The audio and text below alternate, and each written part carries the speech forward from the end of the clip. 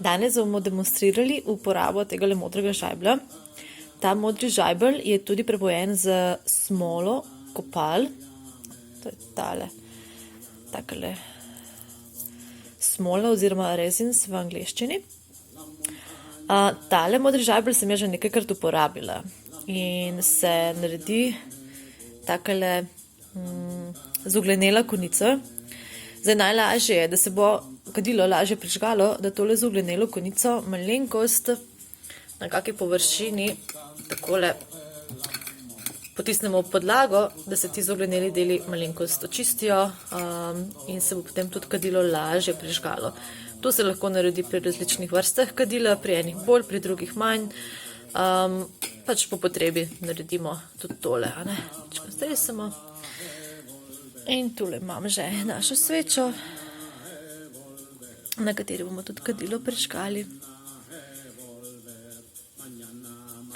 Postopek je enak, se pravi, držimo kadilo nad ognjem, lahko je tudi žgalnik, sveča, dokler se ne začne dimiti ali dokler se ne prižge tudi samo kadilo. Včasih je dovolj, da se začne dimiti. Včasih določena kadila rabijo malo več časa nad ognjem. Je pa tudi odvisno, v kako vlažnem prostoru ohranjamo kadila. Če se ne vlažijo, rabijo malo dalj časa. Takole se tudi to kadilo zadimi in potem s tem dimom očistimo naše prostore. Lahko uporabimo tudi kako pero. Namen peresa je ta, da dovajamo kadilu dodaten kisik in s tem se tudi kadilo dalj časa dimi.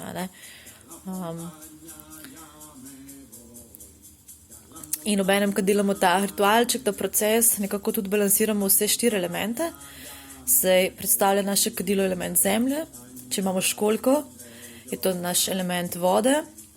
Pero predstavlja element zraka in seveda, ko zakurimo kadilo, imamo element ognja. Tako da lahko tudi na ta način vse elemente znotraj našega telesa tudi uravnovešamo, balansiramo.